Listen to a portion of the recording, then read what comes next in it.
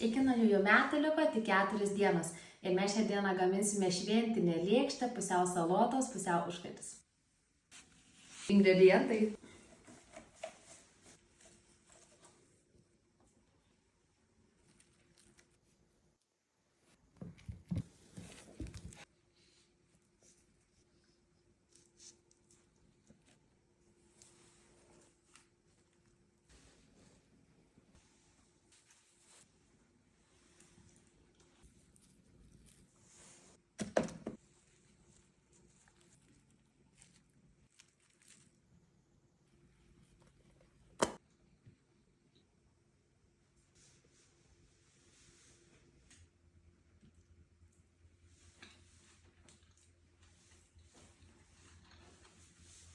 Ir dar viena idėja jūsų šventiniam stalui.